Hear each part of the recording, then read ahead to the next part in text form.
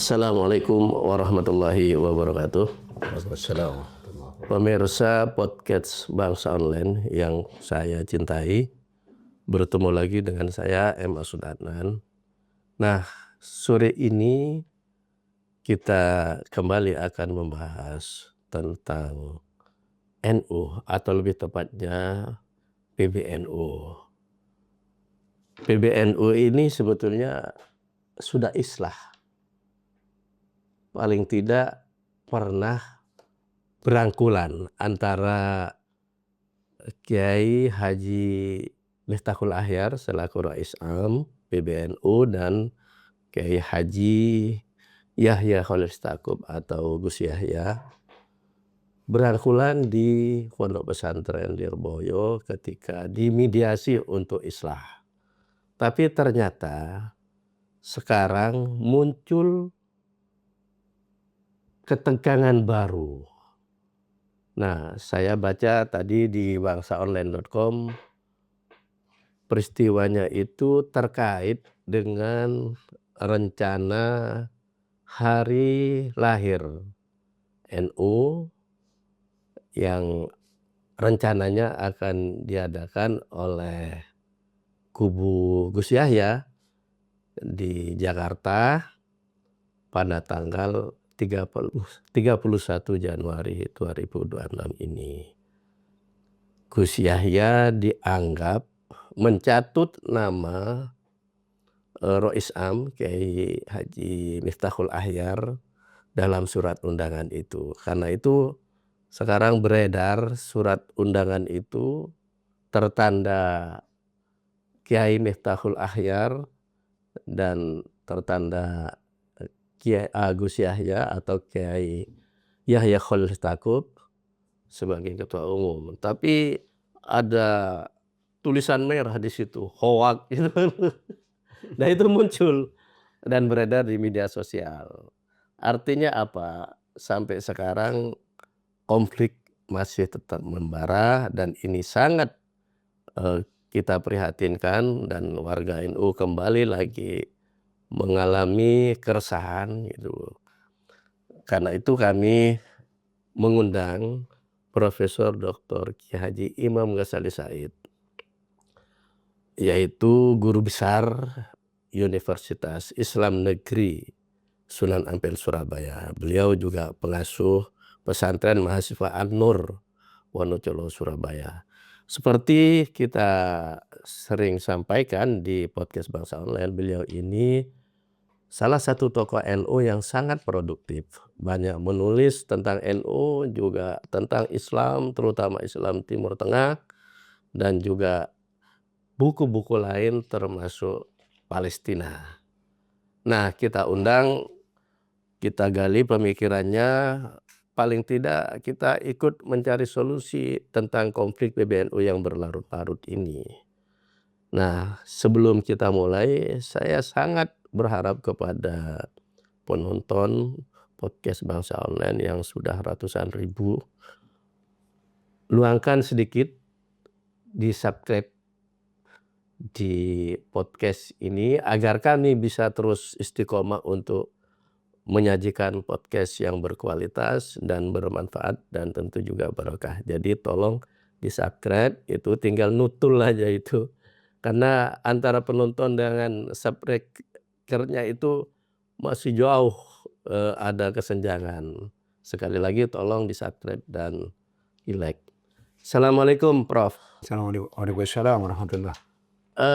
Ini kan kita saksikan ya Prof, tentang peristiwa atau mediasi islah itu kan sudah berlangsung di Pondok Pesantren Lirboyo. Tapi ternyata sekarang tanpa diduga atau mungkin sudah bisa kita duga karena ketegangan selama ini pasca islah itu terus terjadi kan. Ternyata muncul ketegangan baru dan konflik baru. Gimana menurut Prof Kiai? Ya, saya kira sudah bisa diprediksi karena ketika islah itu adalah islah dalam tanda petik yang dipaksakan. Karena sebelum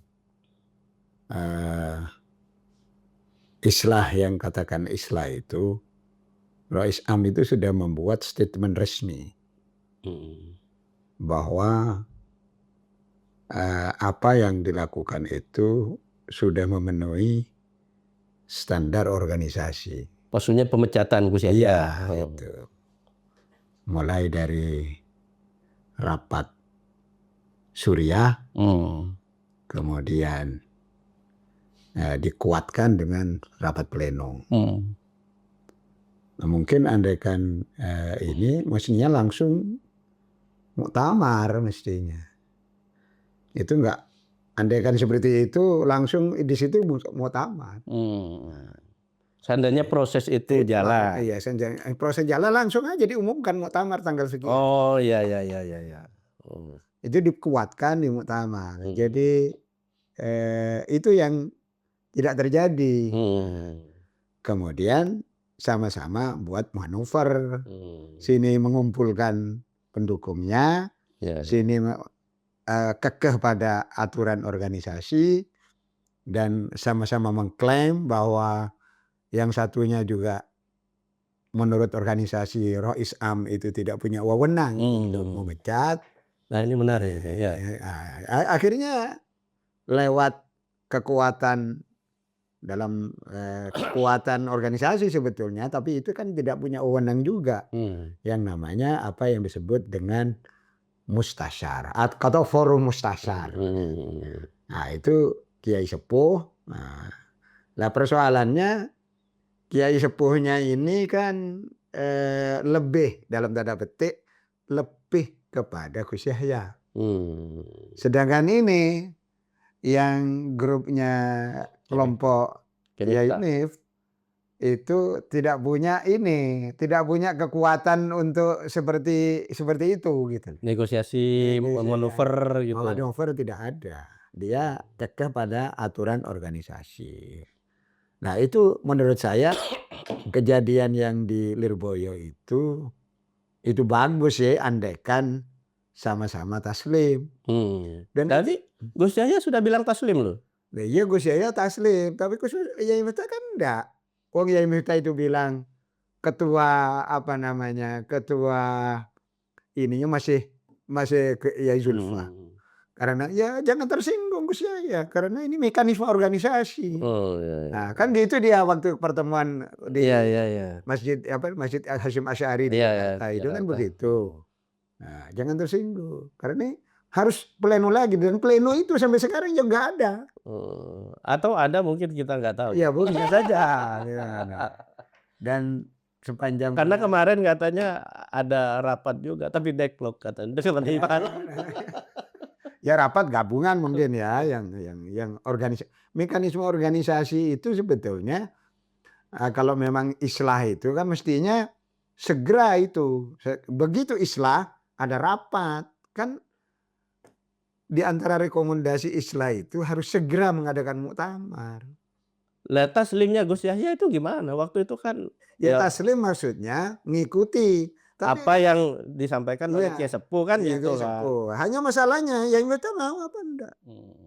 Nah, menurut saya Yai Miftah juga enggak mau itu. Ditekan-tekan kayak gitu itu. Ya. Dan itu wataknya Yai Miftah.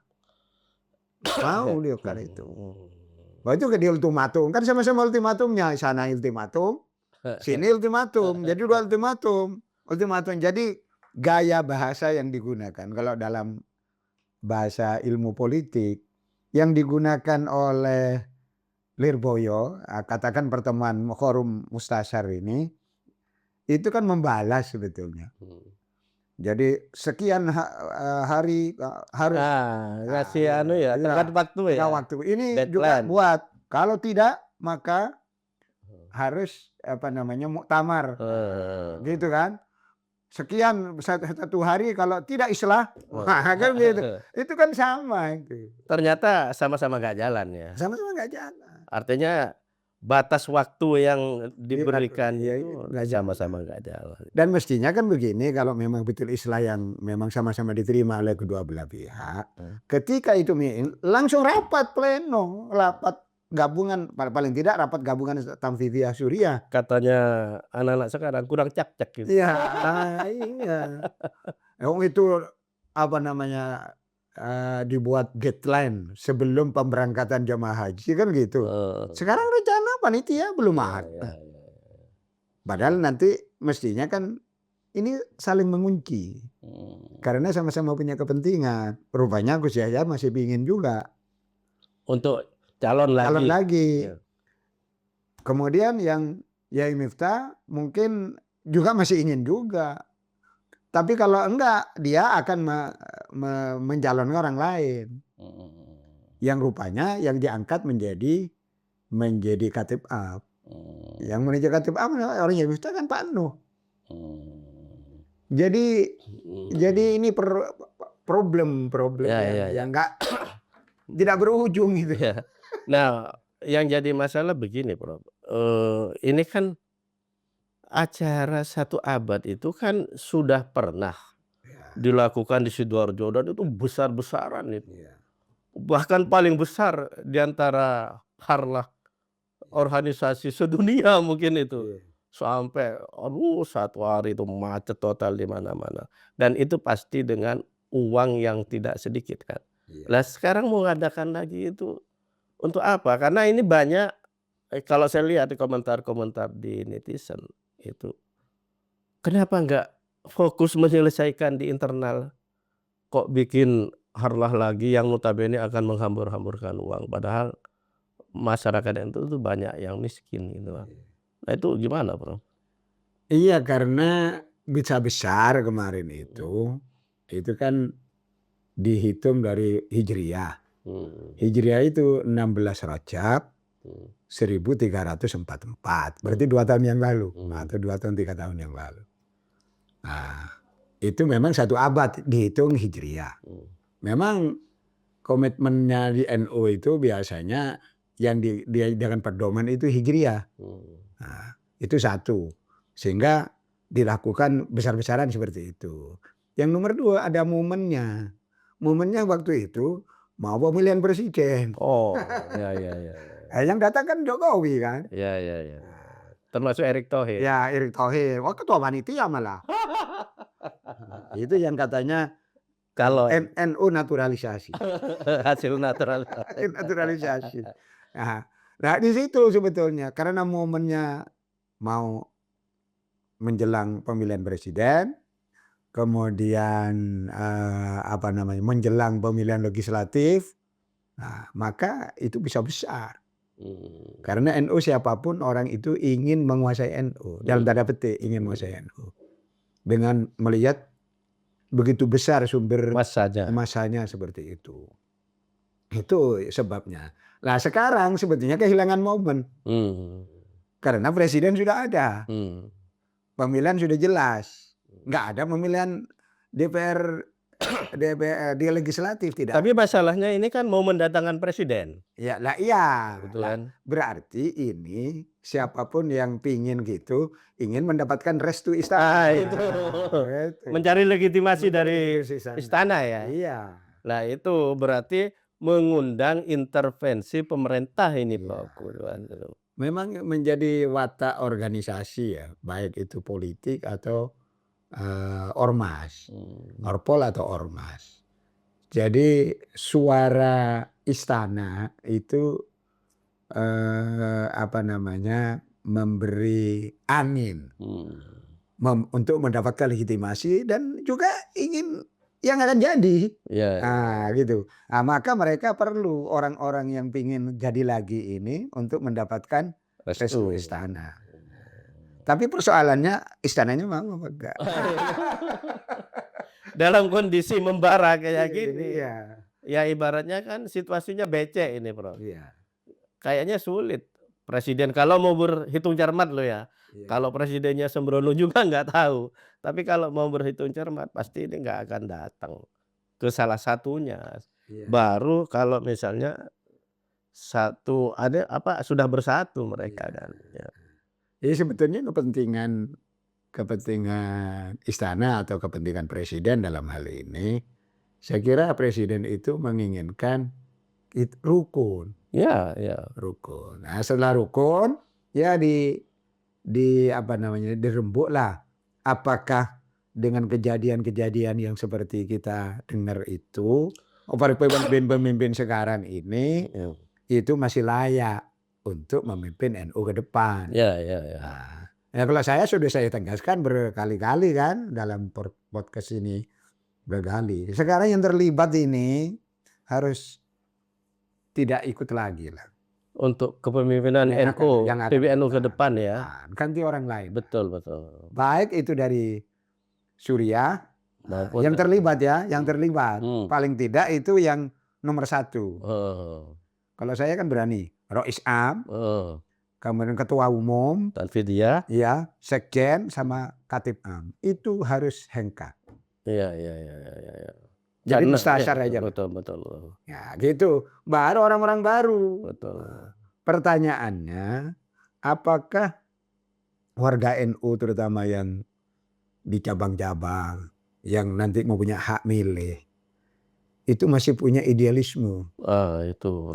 Ya, ya. Nah, kalau dulu itu NU itu nggak pakai begitu, nggak ada duitnya.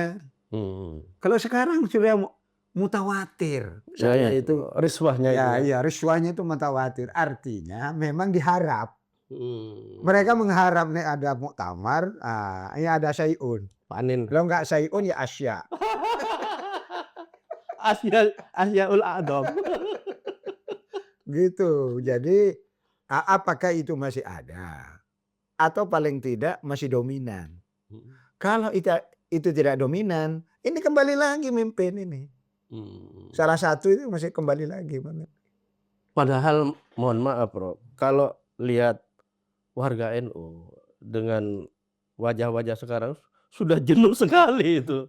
Karena mereka yang dianggap menjadi apa ya, pemicu konflik. Kan mereka ini terus gagal memimpin NU, kan mereka asumsi yang ada di masyarakat kan seperti itu. Iya, makanya menurut saya NU itu besar. NU itu tidak kekurangan stok. Banyak kiai-kiai yang mumpuni, banyak ketua-ketua Tanfidiyah yang mumpuni. Tapi dengan syarat ojo moto Twitter. Ya, ya, ya. Kalau moto Twitter yang jadi pemimpin yang punya uang. Ya, ya. Atau mungkin nggak punya uang tapi ada bohirnya. Nah ini yang terjadi selama ini kayaknya. Yang memang betul dia punya uang, tapi yang mesti biayai. Ya, ya, ya. Nah, dan sistem yang ada di NU itu memungkinkan untuk seperti itu. Sistem pemilihan kalau di Rois Am atau pemilihan Rois Am kan lewat ahwa, untuk seperti itu kecil, meminimalisir. Ada cara yang memang tidak seperti itu. Apakah persoalannya ketika merubah ADART itu, draft ADART misalnya, itu masih bisa dilakukan. Disetujui atau Disetujui tidak? atau tidak. Karena mereka itu kalau saya ngomong-ngomong ketika Lampung itu, ya nggak disetujui karena itu panen kita katanya. Jadi tetap yang namanya ketua umum itu dipilih langsung. Sedangkan Rois Am itu dipilih lewat ahwa. Itu kan begitu. Kalau misalnya ahwa ini terus ketua umum itu dipilih, ditunjuk oleh Rois Am, itu selesai masalah. Nah itu sebetulnya kan konsep awal NU kan seperti itu zaman Hadratus Syekh kan. Ya. Kan Hadratus Syekh yang menentukan. Iya, dulu nggak ada ahwa ya. Zaman NU berdiri itu memang dipilih, demokratis, Iya. dipilih. Dan orang itu saling nolak memang. Nah itu yang menarik. Saling nolak. Itu sebetulnya ketika pertemuan NU pertama untuk yang mendirikan itu di Kebon Dalem kalau nggak keliru itu, untuk menuju muktamar, itu yang terpilih itu bukan Hadratus Syekh, yang terpilih itu adalah Kiai Muhammad Fakih Mas Kumambang. Jadi tapi Mas Fakih Mas Kumambang itu langsung berdiri.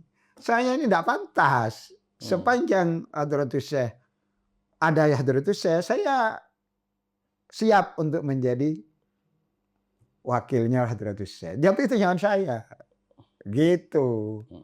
Nah, terus itu yang terjadi berikutnya sampai Hadratus Syekh. Kan dulu muktamarnya tiap tahun. Ya. Itu terus yang nah, sedangkan yang namanya Tanfidiyah itu ditunjuk. Lah ini Hasan Hasan Gippo. Gippo. Sampai berapa kali itu seperti itu. NU itu baru berubah menjadi ini dipilih oleh muktamar itu pada tahun 52. 52 setelah NU keluar dari Masyumi. Berarti Hasan Gippo itu kayak pelaksana program saja ya? Iya, makanya namanya Tanfidiyah. Tanfidiyah itu artinya pelaksana. Tidak Yang punya kemenangan Yang punya seharusnya. apa namanya, yang namanya kebijakan itu berada di Suriah. Tapi setelah partai politik, maka eksekutif, kalau bahasa Inggrisnya kan eksekutif Tanfidiyah itu kan Arabnya Tanfidiyah. Itu akhirnya undang-undang segala macam itu di dalam partai politik itu yang dominan adalah eksekutif ini. Nah, Tanfidiyah itu Suriah itu berfungsi sebagai mustasyar gitu, sebagai pemberi fatwa gitu ya, fatwa yang Berarti ada pelemahan supremasi Suriah ya akhirnya. iya, itu Dan itu semakin lemah Suriah ketika Muktamar Lampung kayaknya. enggak, itu ini sebetulnya waktu muktamar sebetulnya yang menggagas ada Ahwa itu adalah Kiai Sahal Mahfud. Kan Lirboyo ya. Kemudian setelah Lirboyo muktamar mana? Lirboyo itu, muktamar Jombang. Solo. Oh, Surakarta ya di Donohudan itu. Nah, itu masih pemilihan langsung juga Suriah dan Tanfidiyah 2 kali itu. Nah, saya ikut itu. Nah, terus Yai Sahal menggagas mosok Suriah dipilih kayak pemilihan lurah aja. Terus muncullah gagasan Ahwa itu gitu loh. Nah, itu dilaksanakan secara real waktu di Jombang. Tapi ketika Ahwa itu jadi, yang masuk dalam sidang Suriah itu Gus Ipul.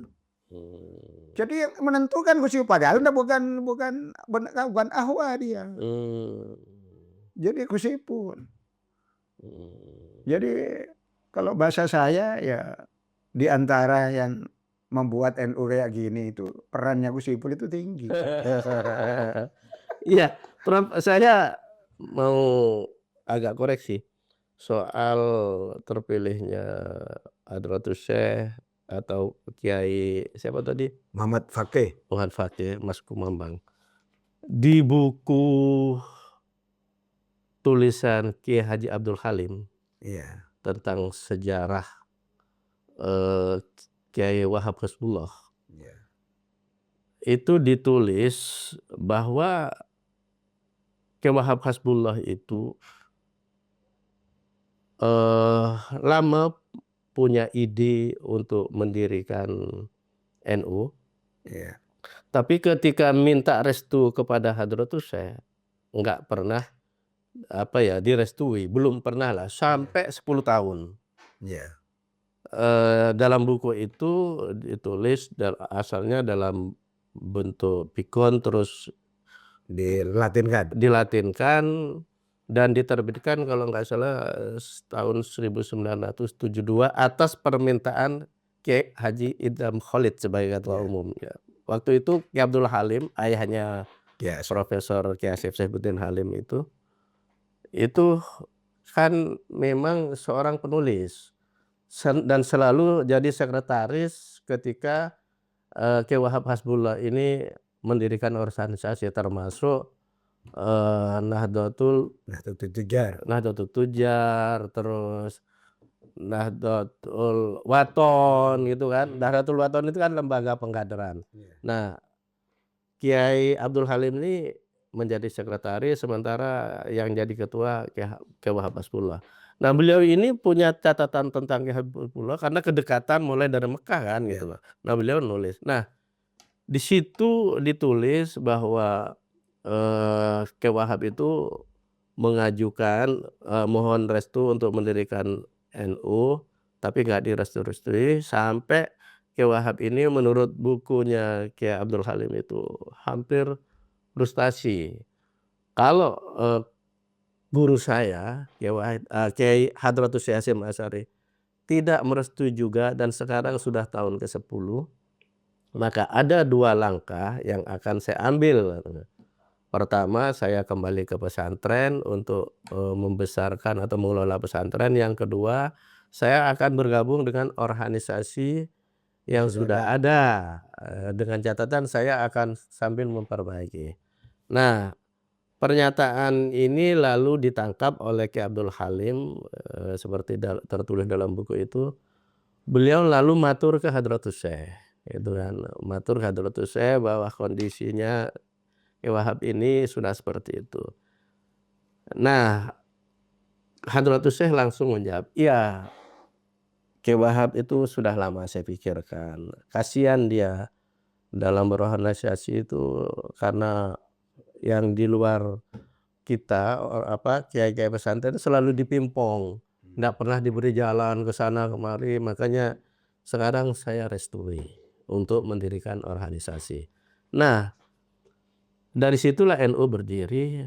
Nah, tapi Kiai Wahab ini menurut Kiai Abdul Halim, NU ini bukan saya yang akan mimpin, tapi guru saya yaitu Hadratus Syekh. Artinya apa? Kalau lihat ini skenario awal dari sang pendiri, inisiator yaitu Kiai Wahab Hasbullah, memang Hadratus Syekh Prof yang akan dijadikan, Rais Iya, Akbar gitu. kan Yai Wahab ini real sebetulnya. NU itu yang mobilitasnya tinggi itu Kiai Wahab. Iya, karena memang organisator beliau, Iya. gitu kan. Hanya saja Kiai Wahab ini kan orang yang harus tidak berdiri sendiri. Ya masih muda Masih juga, muda juga karisma terus juga, mengundang. iya. Mengundang kiai-kiai ini mau bentuk. Memang tujuannya kiai dan itu kiai-kiai tahu semua itu. Memang tujuannya untuk Kiai Hasyim. Makanya ketika orang-orang itu kan sebelumnya terjadi polemik. Polemik antara Kiai Hasyim dengan Kiai Fakih. Polemik, jadi dulu itu biasa polemik keilmuan. Ya tentang kentongan. Itu yang oleh Gus Dur itu ditulis terjadinya tahun 35. Itu nggak benar. Itu yang benar itu berdirinya sebelum NU berdiri. Tahun 1924. Polemiknya itu. Jadi NU belum berdiri sudah terjadi polemik. Dan di bukunya itu diterbitkan tahun 1924 dan ada pengantarnya, takrit atau pengantar dari Kiai Khalil Bangkalan. Tahun 1924 Kiai Khalil Bangkalan masih hidup. Karena beliau wafat tahun 1925. Nah, berarti Kiai Hasyim dan Kiai Fakih ini sama-sama populernya. Nah, kan itu dicetak. Sekarang saya punya bukunya, ada di Belanda. Nah, sekarang sudah itu terjadinya tahun 1924. Jadi dulu itu kan kok nggak seperti kalau sekarang orang bisa populer bisa lewat tulisan, lewat podcast kan gitu kalau sekarang. Dulu itu karena nulis kan. Nah, dari sisi popularitas Kiai Hasyim Asy'ari jauh melampaui Kiai Fakih. Nah, tetapi Karena yang dia produktif menulis. Di samping menulis, Kiai Hasyim Asy'ari itu nulis di koran. Nah, di koran nulis beliau itu sampai ngajak petani. Saya beberapa tulisan itu nulis di koran. Lah itulah yang membuat ketika orang mengatakan ya Fakih gitu. Kan Kiai Hasyim ini orang diem. Nah, dia nggak mobilitas kayak diam. Dia. Nah, makanya ketika orang-orang aja, maka dia tahu diri bahwa sepanjang masih ada Kiai Hasyim, saya tidak, dan saya siap membantu Kiai Hasyim Asy'ari. Padahal itu dalam keilmuan polemik, ya, gitu loh. Nah itu sebetulnya yang terjadi. Itu yang sebetulnya ditulis oleh Ali Haidar dalam disertasinya itu. Nah, Prof. Ali Haidar itu. Jadi memang seperti itu. Terus kemudian berkembang, terus ada cerita tongkat segala macam. Itu sebetulnya cerita tongkat itu kalau andaikan hadis itu hadis ahad. Oh gitu ya? Ya, karena yang bercerita itu hanya Kiai As'ad. Yang lain tidak ada. Di bukunya Kiai Saifuddin Zuhri, Al-Maghfur lagi Wahab dan pendiri NU itu tidak ada cerita itu. Ada orang Lumajang juga nulis, juga tidak ada cerita itu. Baru cerita itu muncul ketika konflik antara Pak Idham Halid dengan Kiai As'ad, dengan ya kelompok Cepete dan Masjid Bondo kan gitu. Baru muncul itu apa namanya cerita itu, Kiai As'ad bercerita. Nah, kalau memang dulu ketika Kiai Wahab masih ada, misalnya ya, atau Kiai Abdul Halim, Abdul Halim kan wafatnya tahun 70 berapa gitu Ya ya. 72 apa 72. Nah, itu terus cerita itu ada dan mereka mengiyakan. Nah, itu hadisnya menjadi masyhur. Tapi karena ini hanya Kiai As'ad sementara tokoh-tokoh yang lain sudah wafat dan Kiai Bisri Samsuri sudah wafat juga. Nah, itu menurut saya kalau andaikan hadis itu posisinya sebagai hadis ahad. Ya, baik Prof. Kembali lagi ke konflik PBNU. Konflik ini kan pemicu utamanya satu persoalan ideologi Ya. yang terkait Zionisme kan itu. Terus yang kedua masalah tambang. Yang ketiga soal keuangan yang ya itu yang tidak transparan lah, yang ada rekening-rekening lain katanya kan gitu lah.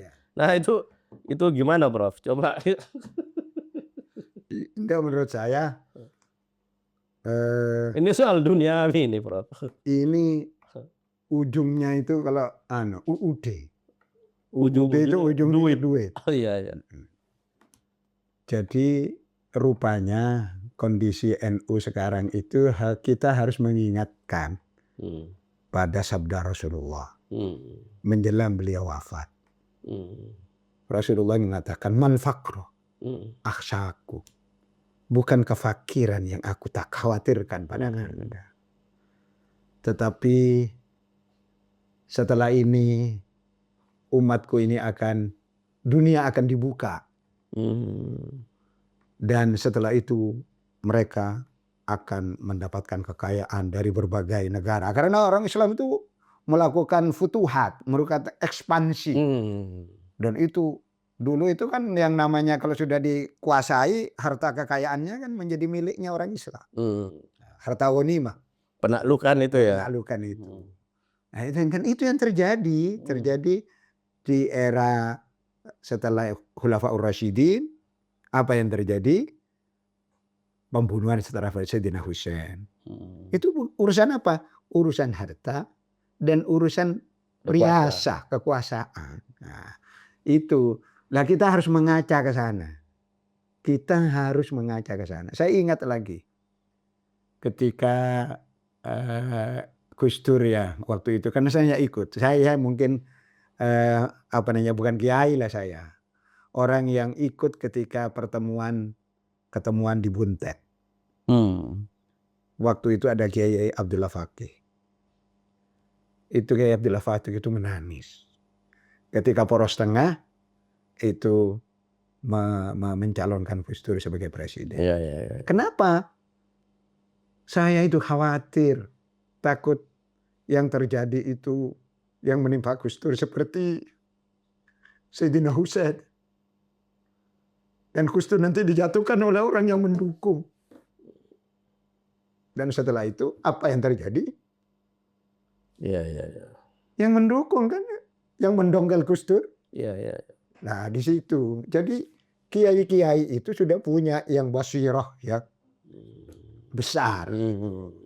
Nah menurut saya ini sekarang ini apa yang terjadi? Ini urusan uang.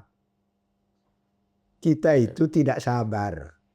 NU itu kalau nggak punya rukun, Kalau miskin rukun. Rukun. Ya, ya. Karena sudah teruji. Sahabat-sahabat Nabi itu nggak punya apa-apa. Nabi sendiri itu dalam hidupnya ketika perang Khandaq itu Nabi itu ini perutnya itu diberi batu Untuk mengganjal yang ya. mengganjal itu.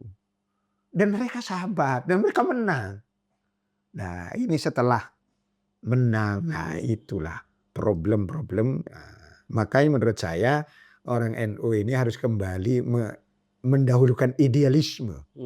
Riswah itu harus hilang. Sepanjang riswah itu masih ada dan terus dikembangkan, maka yang menjadi pemimpin NU ini ya tetap itu juga. Iya. Nah, menurut saya ada dua itu, ada yang bersifat ideologis, ada yang bersifat apa namanya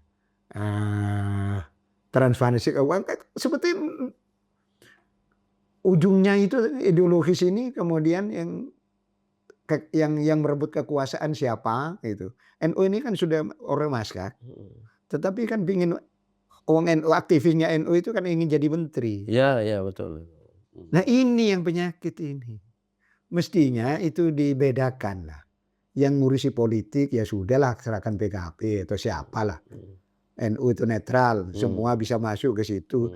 Tapi yang orang aktivis NU ini jangan ingin jadi menteri. Ya. Nah, Fokus itu. ya. Ya fokus ke NU. Kalau enggak usah. Ya kalau memang sudah jadi menteri ya mundur lah. Iya. Nah, seperti itu. Sebetulnya kan sudah diatur itu. Ya. Sudah diatur dalam peraturan organisasi. Tapi kan nggak dilaksanakan. Sama dengan kembali ke khito. Ya khitonya ditafsiri menurut kepentingannya masing-masing. Nah itu yang terjadi. Menurut saya maka yang paling urgen ke depan, bagaimana caranya NU itu steril, yang jadi pemimpin itu tidak nyokok. Langsung atau tidak langsung. Langsung itu mungkin dia nggak punya duit, tapi ono sing main. Nah, seharusnya ini Kiai Sepuh yang berperan, Prof.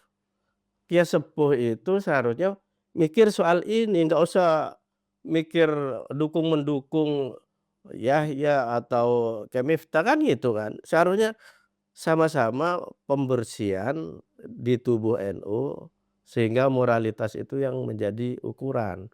Nah, kalau kiai-kiai NU ini misalnya sepakat untuk membersihkan riswa lalu menjadi penjaga moral di muktamar, saya yakin bisa. Masalahnya sampai sekarang kan nggak ada kiai-kiai yang ini. Ada Kiai Asep yang selalu ini kan hanya sendirian.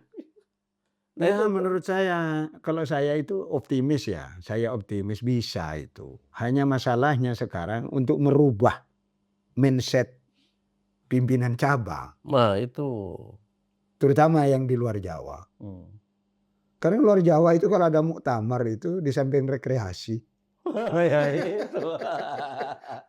Kemudian ada sayun-sayun itu. Ya. Lah, ini problem. Kalau orang-orang yang mau berpikir berealistis kan suara NU itu katakan kalau hanya sekitar 600 suara. Saya bisa mendapatkan suara 400 juta. Setiap ini dikasih 100 juta. Misalnya ini. Terus dengan mungkin nggak yang sampai ke sana berapa, nanti sekitar 10 juta atau 20 juta untuk teknis misalnya. Loh, saya kan paham itu. Nah, pokoknya yang punya suara hotelnya di ini, seperti kejadian di Lampung itu. Atau mungkin kejadian di Jombang. Jombang parah. Ya. Awalnya di Jombang yang sangat parah. Terus gitu. Lah, terus bagaimana pemimpin yang diperolehnya itu melalui pola seperti itu akan jadi baik? Kalau saya nggak yakin itu. Iya. Nggak yakin. Apalagi yang nyoblos bukan peserta kayak di Jombang itu.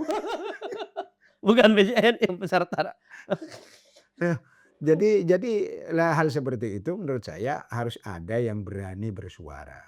Selama ini mungkin yang bersuara itu kan saya tahu saya itu hanya saya sebagai Asep. Ya. Betul. Kalau saya kan nggak punya kepentingan. Kepentingan saya itu hanya bagaimana NU itu baik. Ya. Saya nggak dijadikan pengurus juga nggak apa-apa. Nggak masalah gitu loh. Itu, hanya kita itu sudah mulai kecil Ustadz NU ya. Jadi kita harus seperti itu. Siapa sih? Lah harus orang-orang seperti Kiai Huda misalnya. Nah, terus Kiai Anwar Mansur, orang yang kita hormati, Kiai Dimyati, Kiai siapa namanya, yang di Bagu itu di NTB, coba bersuara, Tuan Turmudi. sterilkan dia Tuan Guru Turmudi, atau yang di Sumatera, apa namanya, Syekh Ali Marbun misalnya, coba itu bersuara, Iya. jangan Bersuara mencegah riswah. menjaga riswah. Ya. Sudahlah, bisalah kita itu. Lah, kalau sudah tidak ada riswah, langsung atau tidak langsung, NU akan jadi baik karena dorongan untuk menjadi baik yang Surya atau Tanfidiyah itu bersih. Ya. Jadi gak boleh mikir bagaimana bisa mendapatkan uang gitu, gak mikir begitu. Ya uang ini kita ini kaya. Coba Sidogiri itu ya. Sidogiri itu kekayaannya sekarang 3 triliun. Itu satu pondok itu. 3 triliun. Saya kan ketemu langsung dengan pengelolanya itu. Jadi mereka bisa memaparkan tempatnya di mana. Itu satu pondok. Kalau kita itu dikelola dengan baik, gak usah lah terlalu. Ya, cari uang-uang kan. Ya, iya. Sudah, kita ini orang banyak, bukan sedikit. Nah, terus kita terus mengandalkan bagaimana dekat dengan presiden, mengandalkan itu nanti dapat berapa gitu. Dan menurut saya hal-hal yang seperti itu ya, kalau memang kita nggak minta tapi dikasih, ya sudahlah, terima. Tapi jangan minta. Ya, betul. Nah, ya kalau minta ya seperti itu. Bahasanya itu apa ya? Orang yang meminta dan dengan orang yang mengasih itu kan akhirnya statusnya lebih tinggi yang ngasih. Yang ngasih, iya. Dan dianggap yang minta pasti dianggap rendah kan gitu kan. Iya. Nah, dulu itu nggak seperti itu. Kiai Hasyim Asy'ari itu atau Kiai Bisri lah. Misalnya yang hilang lebih awal. Kiai Bisri itu kan dia Rois Am PBNU setelah Kiai Wahab Hasbullah wafat. Tapi lihat zaman Kiai Bisri, Pondok Denanyar itu kapan ada apa-apanya. Pakai bangunan yang di bawah ada airnya itu pakai gini. Saya tahu kan, adik saya di situ, kakak saya juga mondok di situ. Saya ke sana Tubuh ireng aja. Kakak, tubuh ireng itu enggak mengandalkan apa-apa. Apalagi dapat bantuan dari Belanda, sama sekali tidak. Dan kenapa kemandirian itu tidak kita contoh gitu. Ya. Kemandirian itu kita tahu. Organisasi itu kalau memang kaya tapi dasarnya itu dari anggota ke anggota. Nah, kalau itu yang terjadi, NU itu ya berdiri tegak lah. Loh, zaman Gus Yahya ini katanya apa sumbangan dari masyarakat malah di stop katanya.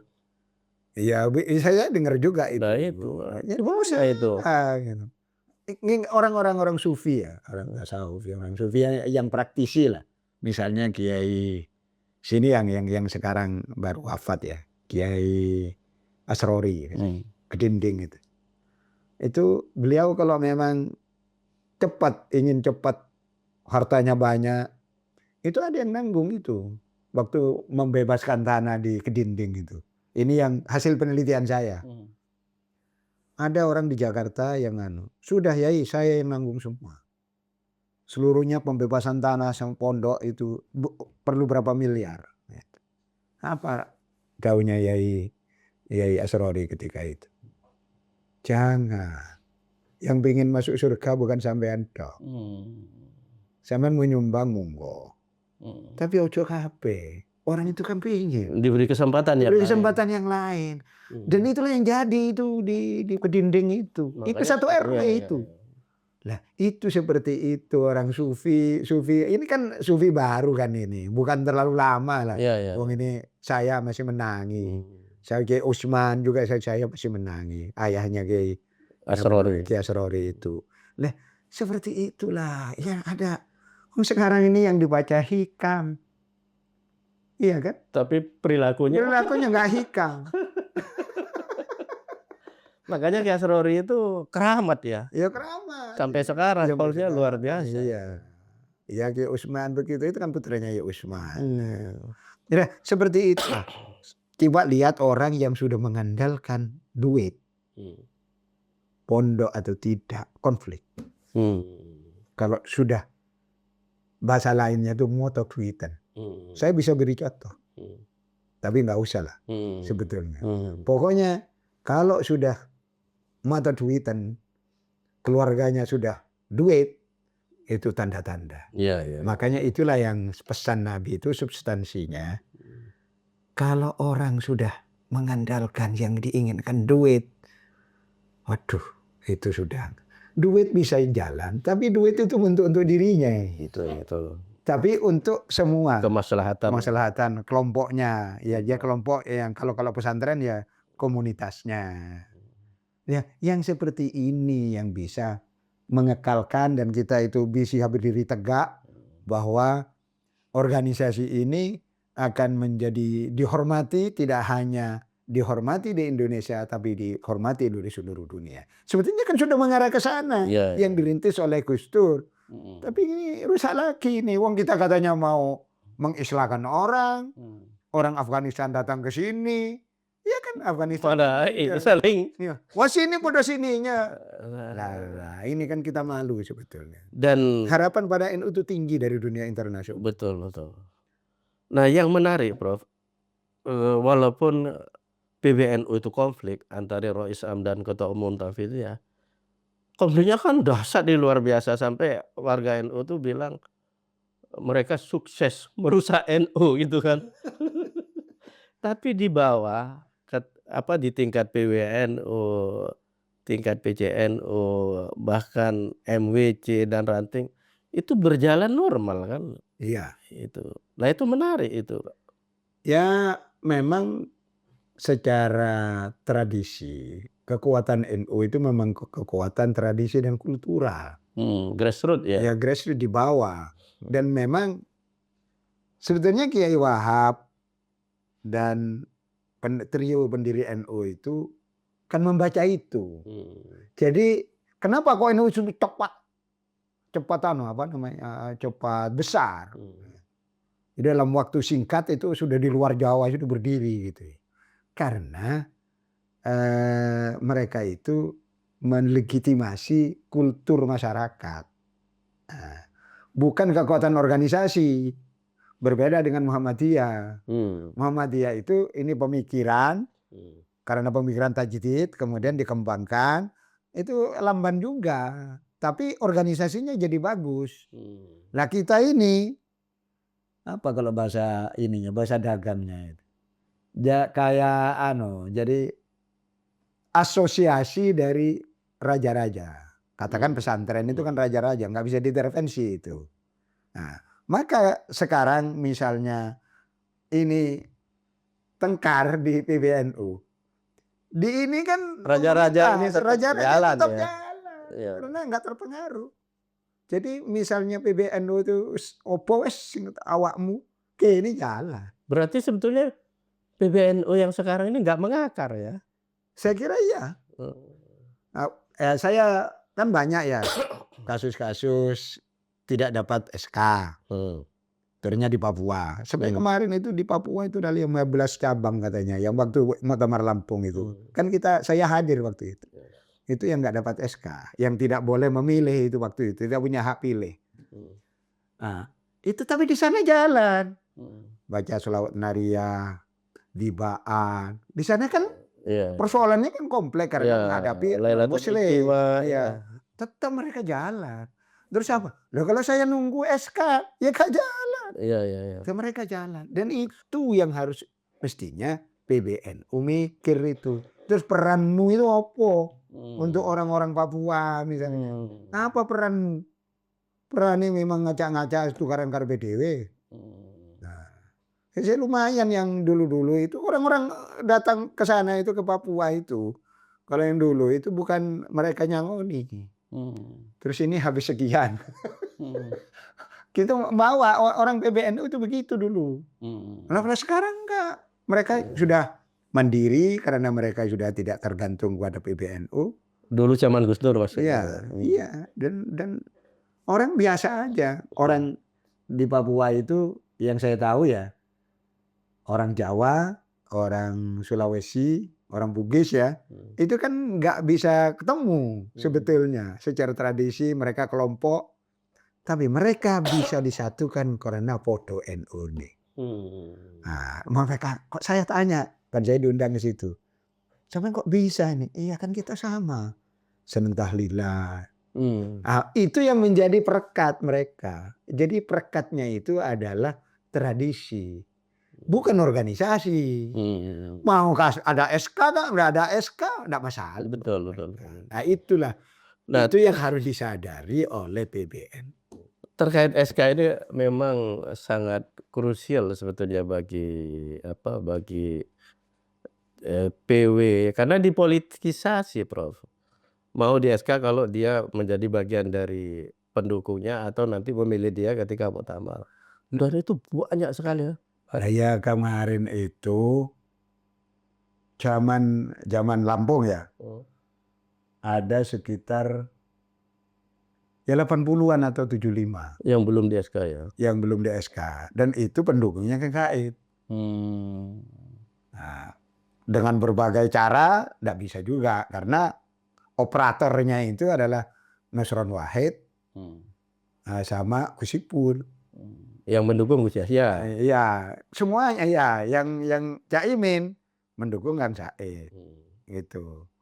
Dan ini tidak bisa ini diakali, tidak bisa. Di tata tertib. Berarti itu karma dari Jombang gitu, Bro. Ya, mungkin. Di Jombang pelakunya juga mereka ya, termasuk. Sama aja. Nah, Imin ini grupnya Said. Nah, dulu kan satu grup dengan Gus Ipul itu waktu di Jombang. Oh iya jadi satu. Yang menghadang Ki Hasyim Muzadi sama Gus Solah. Ya. Setelah di sana pecah kongsi. Caimin sama nih ya. Ya, di Lampung. Iya di Lampung gitu. Ya itu saya kira yang muktamar yang akan datang tetap seperti ini. Katanya ini kan ada banyak sekali yang belum di SK itu. Ya itu kan 80 menurut informasi paling tidak yang kita tahu dari lewat media ya.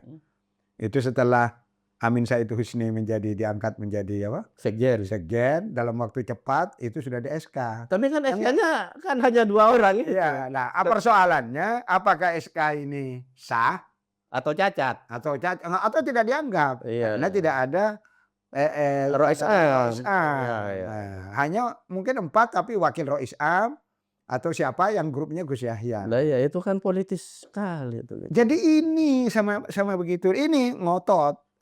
Nanti yang akan menang siapa? Siapa yang jadi panitia? Nah itu kan penyakit semua itu. Kalau memang mau NU bagus, sekarang islah. Yang islahnya itu digunakan untuk menyelesaikan SK itu. Ya. Nah, jangan orang itu merasa yang NU itu wis gak usah PBNU aku tak nggawe dhewe. Ya. Itu kan rusak organisasi. Nah ini soal SK, Prof. Ternyata Perguno yang dipimpin Ki Hasyim sudah 3 periode dan dengan biaya sendiri kemana-mana. Itu juga nggak di SK sampai sekarang. Nah itu karena memang nggak dikehendaki. Nah ya secara formal, secara prosedural kata Ki Hasyim sudah mengajukan SK, tapi sampai sekarang nggak di SK. Nah, Ki Hasyim ini kan ya mohon maaf membiayai Perguno, membuka Perguno sampai seluruh Indonesia, PW dan cabang itu, dan beliau selalu itu. Saya barusan aja kemarin malam itu menghadiri Konfercap Perguno Cirebon. Beliau datang penutupan. Ya beliau yang nyanguni peserta itu dipanggil oleh panitia satu-satu. Ini ada uang transfer dari Ki Hasyim 100 ribuan dari sekian banyak itu, dan itu selalu seperti itu. Itu masih belum dihargai. Itu pertama. Yang kedua, Ki Hasyim ini kan putra pendiri NU, Ki Abdul Halim. Bahkan pada PBNU pertama, Ki Abdul Halim itu menjadi Khatib Tsani.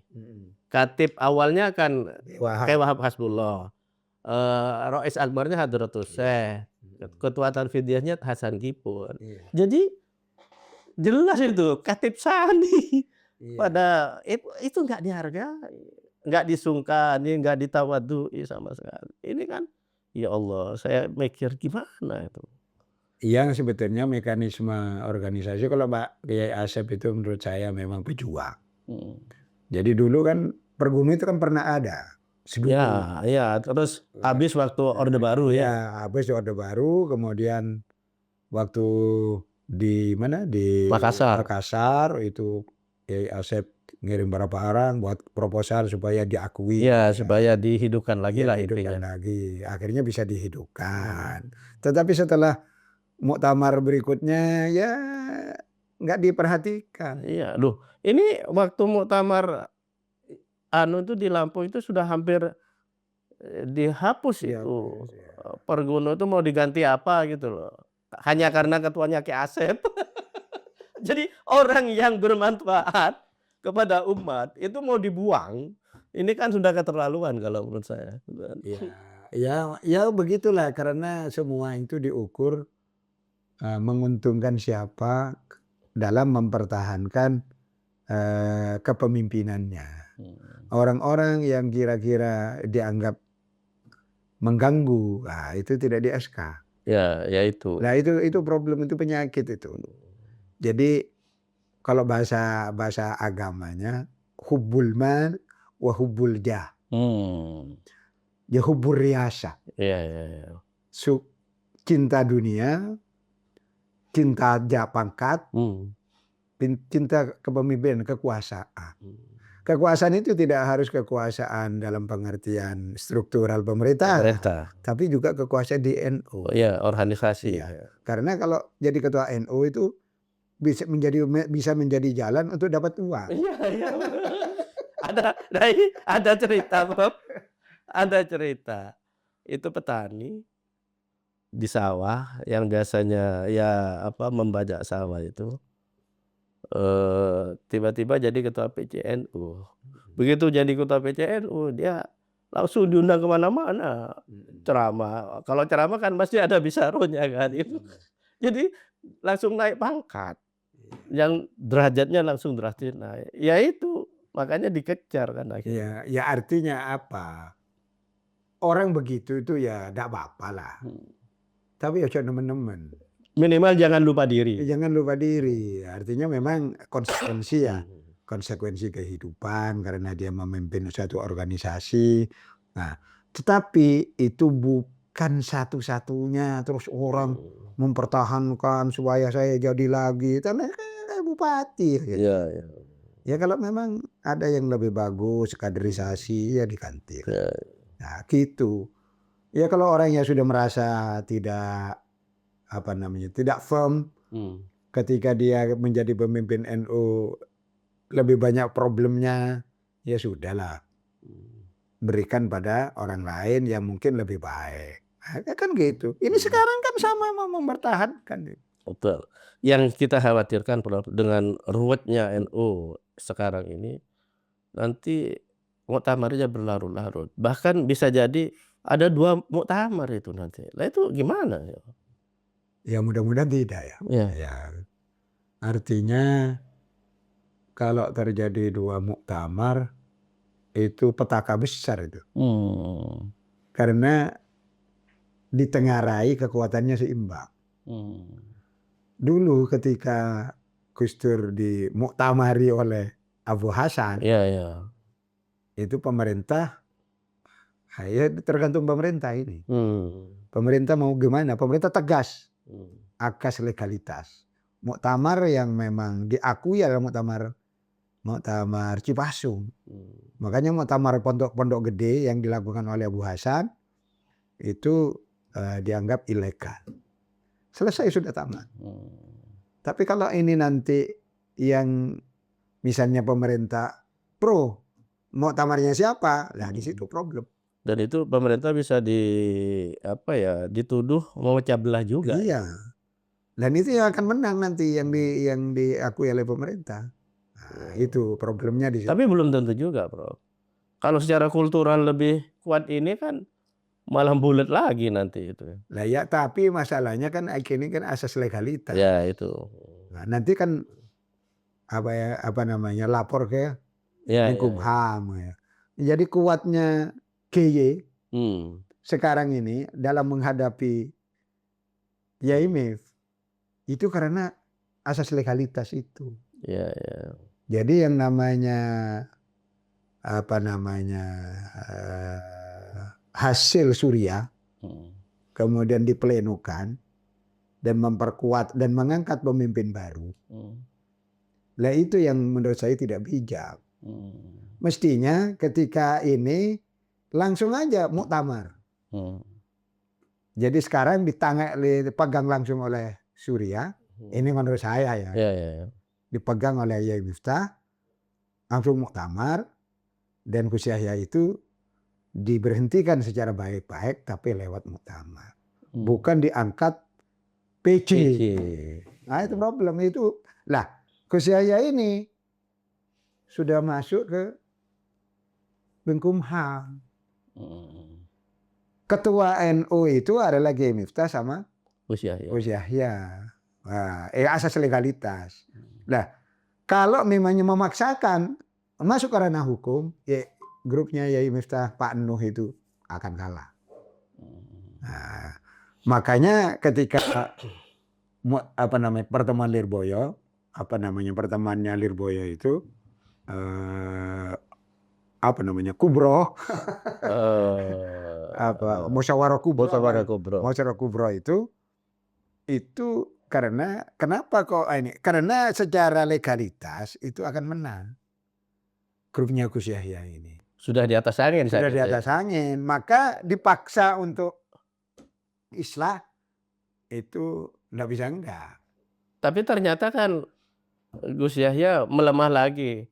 Terutama ketika, ya mohon maaf, adiknya jadi tersangka kan. Di mata publik itu kan akhirnya menjadi letoy katanya orang-orang. Ya, terlepas dari itu semua, mestinya ke depan itu menurut saya ya memang yang paling penting itu muktamar. Ya. Artinya mempercepat muktamar. Kalau perlu itu bulan Syawal. Nah ini yang masalahnya ditunda-tunda ini, Prof. Karena kalau enggak ini konfliknya enggak selesai. Ya itu. Sama-sama ngaku bener. Apalagi terjadi pencatutan nama ini sebetulnya bukan wataknya orang NU lah. Ya. Orang NU kayak gitu lah. Nah, itu kan persoalan ingin mempertahankan jabatan. Betul itu. Kalau saya saya nggak lah. Walaupun itu teman-teman saya semua itu yang ada di PBNU itu. Banyak teman-teman saya, teman akrab baik saya. Tapi ini kan untuk mempertahankan. Kalau menurut saya, kira-kira Gus Yahya itu masih pingin jadi ketua mana? Informasinya seperti itu. Sementara grupnya Yai Miftah mau juga, kalau perkiraan saya rupanya yang digadang-gadang itu Pak Nuh. Tapi juga banyak muncul, Prof. Kalau soal itu akan banyak muncul kandidat kalau saya. Tapi yang terpenting siapapun. Satu ojo riswa. Itu. Kemudian orang sudah teruji kemampuannya dan tidak terlibat konflik di sini. Ya sudahlah, nggak apa-apa. Baik. Siapapun. Baik, Prof. Saya kira cukup gamblang. Pemirsa podcast Bangsa Online yang sangat saya cintai. Ada salah satu poin pemikiran Prof. Kiai Haji Imam Ghazali Said ini, yaitu tentang pentingnya para kiai-kiai sepuh untuk sama-sama menyuarakan gerakan anti riswah di muktamar. Kalau ini bisa dilakukan, Kiai NU, Kiai sepuh itu, para Kiai sepuh itu akan menjadi penjaga moral yang luar biasa bagi Nahdlatul Ulama. Terima kasih pemirsa telah berkenan untuk setia menonton podcast Bangsa Online. Sekali lagi saya ingin memohon agar di-subscribe ketika menonton podcast Bangsa Online agar kami ini bisa terus istiqomah untuk menyajikan informasi atau narasumber yang berkualitas dan tentu saja bermanfaat bagi kita semua. Wallahul muwaffiq ila aqwamit thoriq. Wassalamualaikum warahmatullahi wabarakatuh. Waalaikumsalam warahmatullahi wabarakatuh.